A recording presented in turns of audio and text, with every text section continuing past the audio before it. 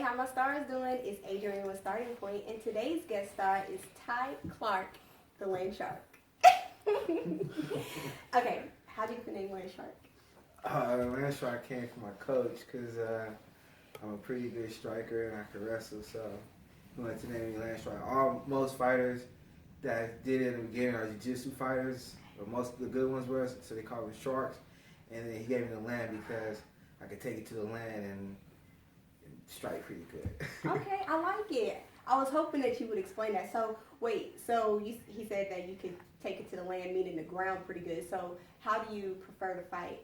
Me? Standing up or? Yeah, but yeah, I definitely like to keep it standing for the fans, but if I had a choice, I go to the ground, I put it on the ground, but it'd be a boring fight, so I like to keep it up standing, and that way the fans who's not really used to MMA, they can like, oh, good striking, oh, they can see the kicks and the punches and stuff like that, rather than the grappling, which sometimes can get boring a little bit, but to me, I love it, so I definitely like to keep it on the feet for the fans. Okay, so would you consider yourself a versatile fighter? Yes, very, very. Okay, so with your versatility, how many belts do you hold? None as a pro, but I had 3 as an amateur. I had the 145 belt and another 145 belt, and then I had a 55 belt. Wow. Yes. Okay, so you said none as a professional. So are you just now recently a professional? Yeah, I turned pro in July 2014. Nice. Okay. Yeah. What does it take to become a professional fighter?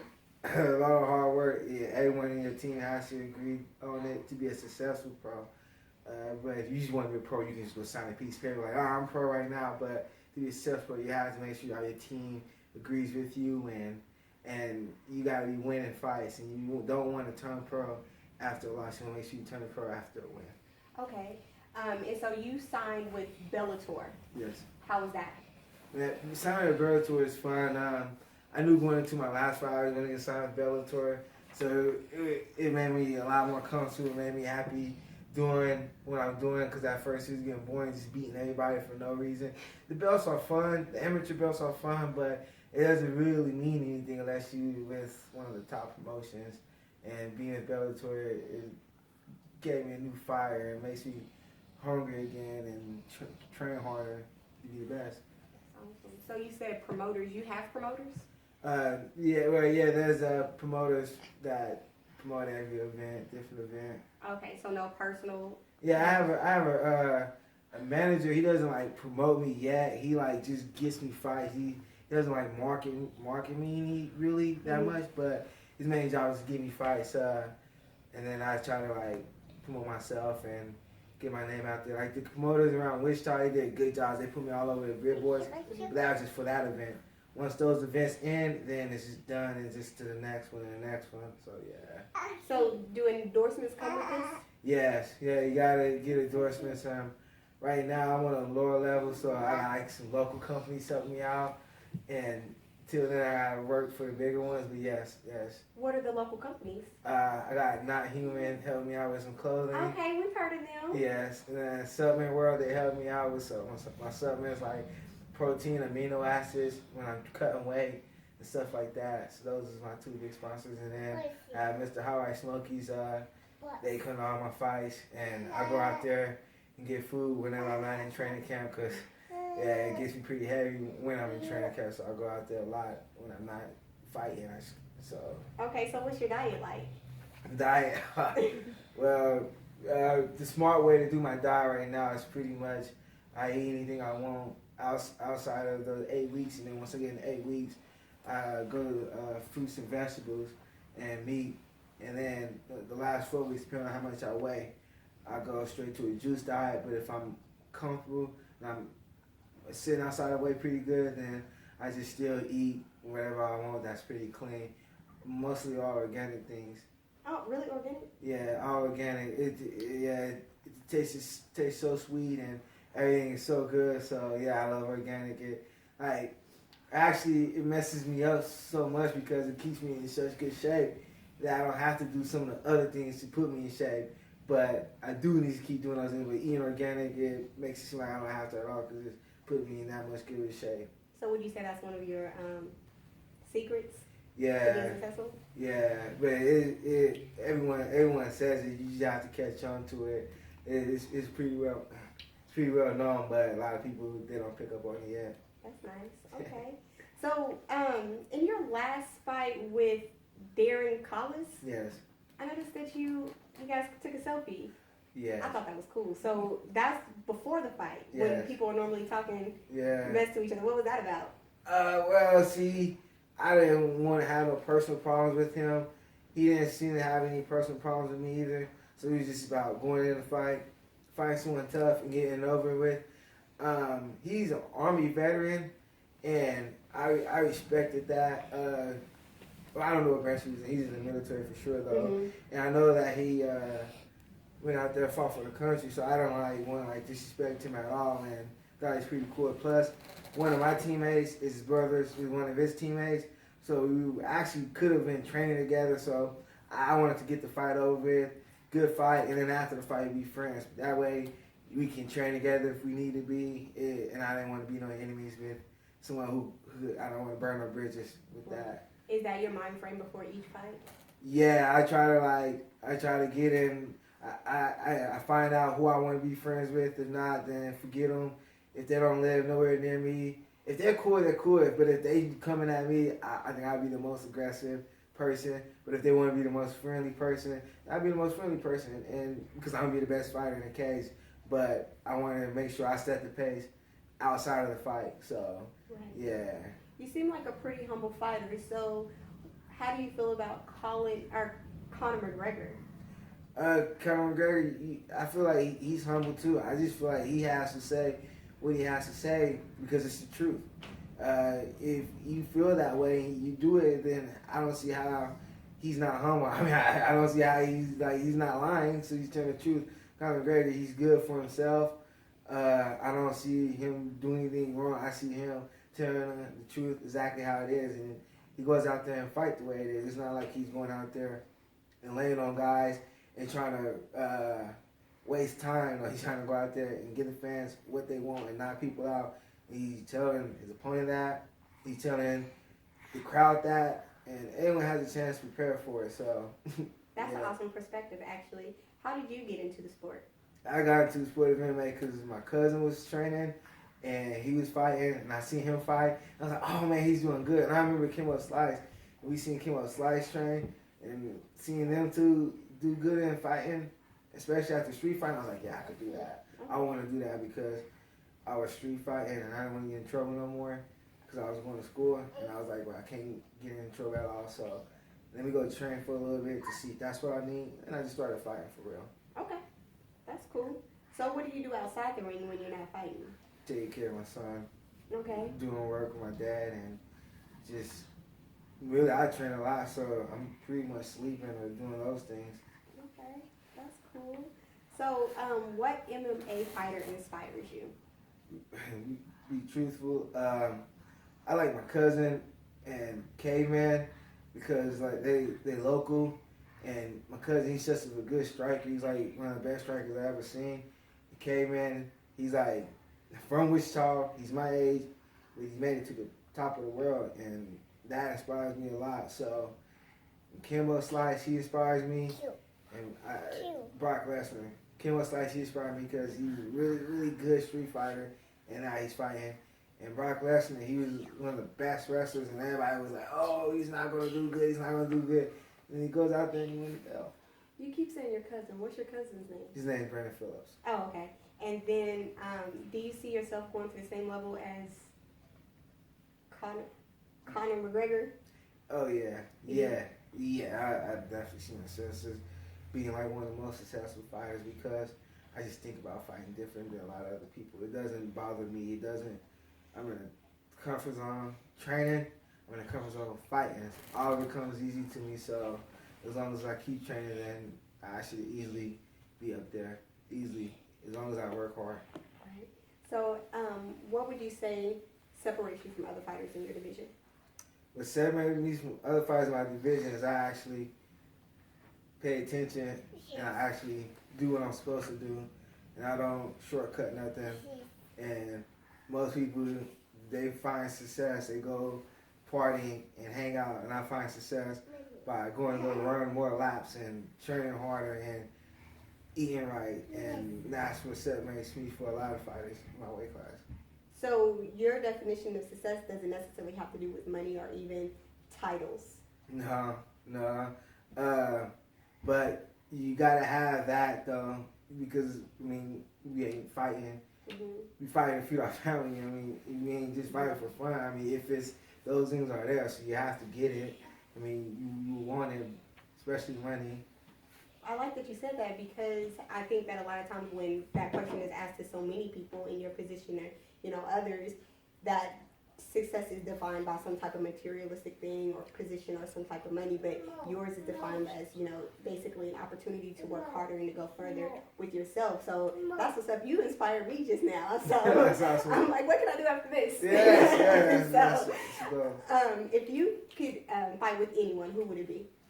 fight. Like your dream fight. A dream fight, man. Somebody who has a lot of fans, man. Someone who has a big following. That way, we can have a sellout show. I don't really have a problem with anybody. I don't see anybody out there or anything like that. But I just want a good fight, and I just want to fight somebody who has a lot of fans. So whoever has a lot of fans, come fight me. That's awesome. That's awesome. There's the invitation. What do you want to be remembered for at the end of your career? For my fighting, I want to be somebody who just went out there and fought and won, and then put on no boring fights. You said what?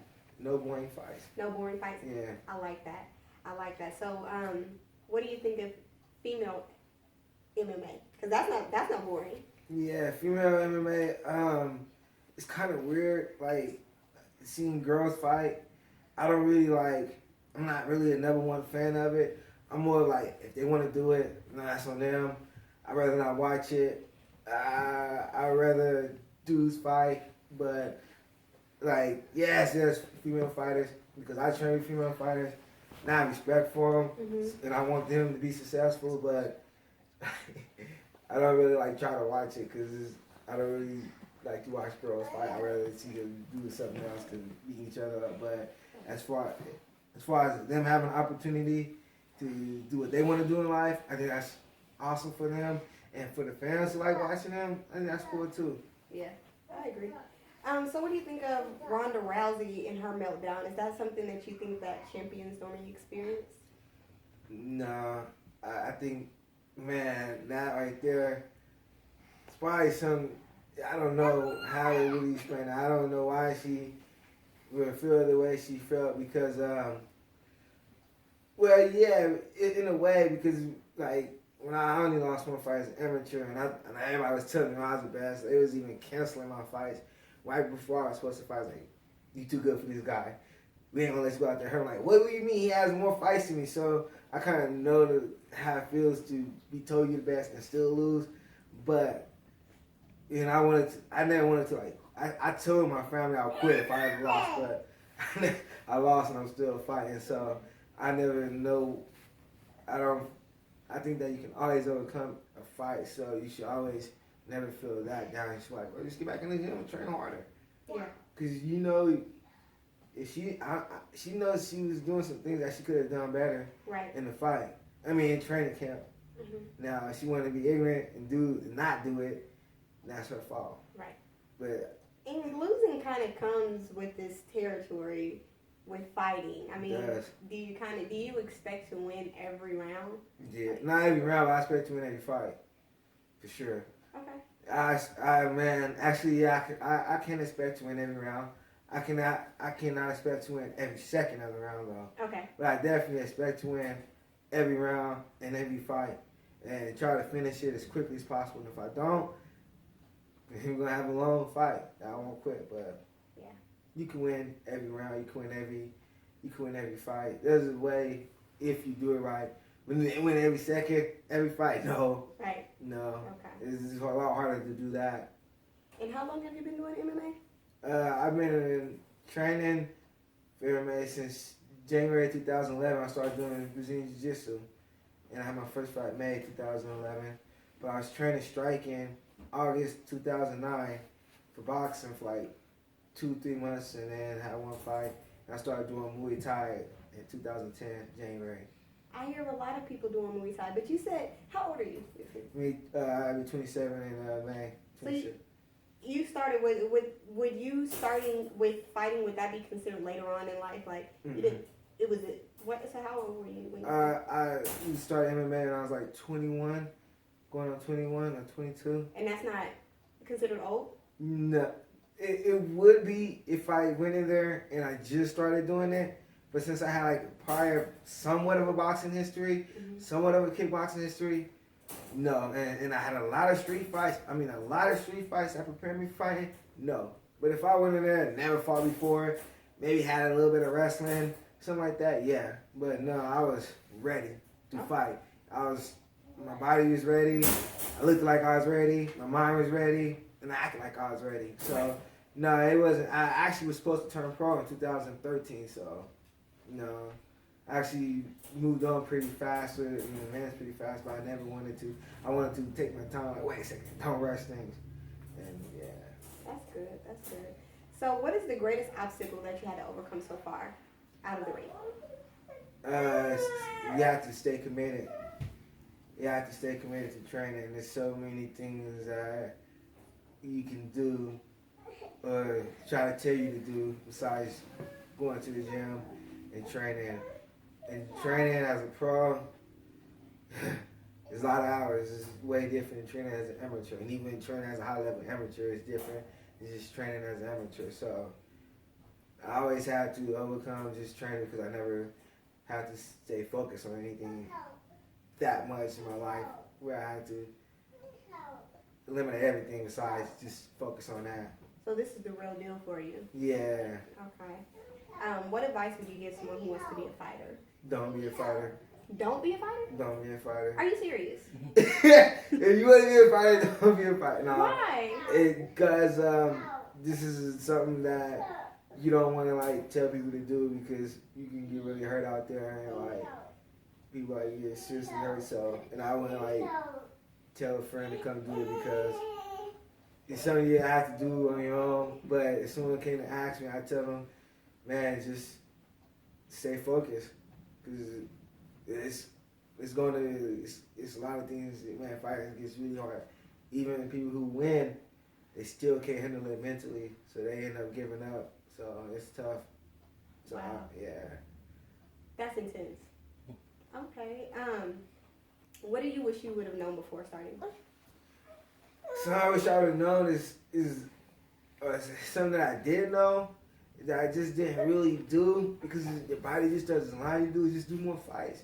Wish I would have did way more fights, way more. Just fight as much as you can. As long as your body tell you to fight, just fight. Just take fights. When you say do more fights, is sparring like the same thing? Cause No. Sparring, you can never do a real spar.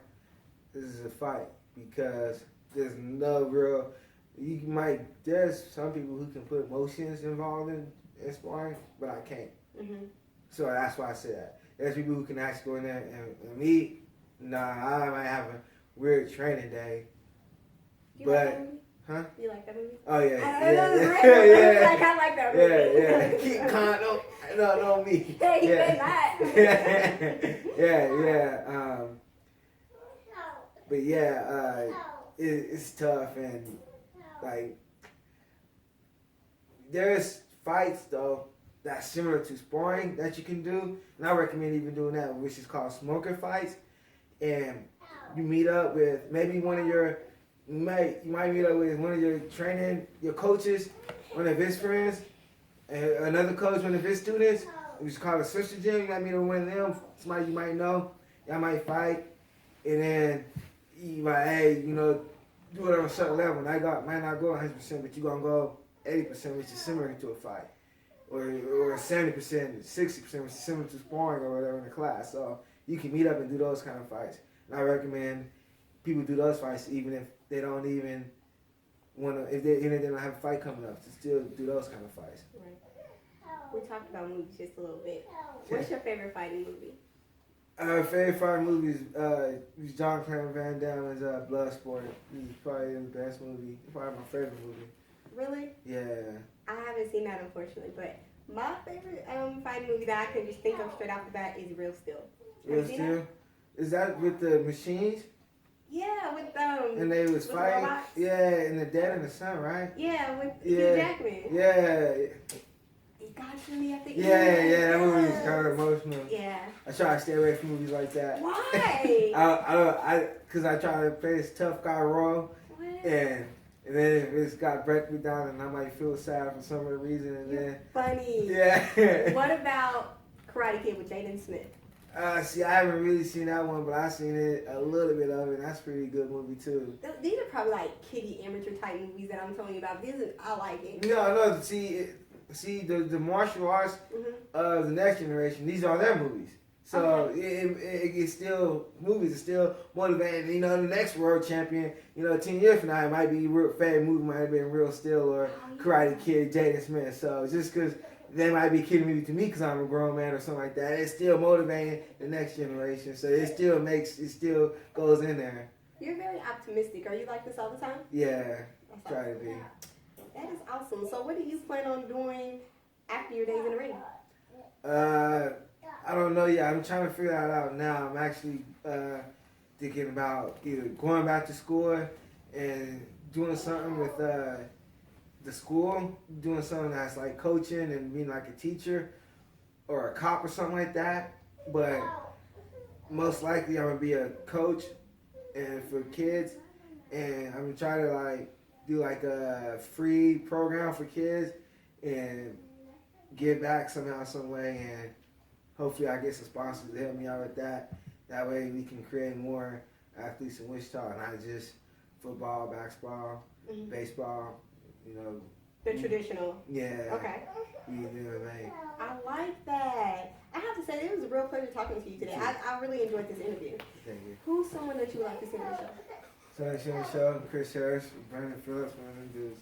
Really? Yeah. Okay. Well, hopefully we'll be able to get in touch with them one day. Yeah, because they funny. Chris is kind of camera shy, but he's a lot. He'll get in there and have you rolling. And Brandon, he's funny. He's a really funny dude. Really funny dude.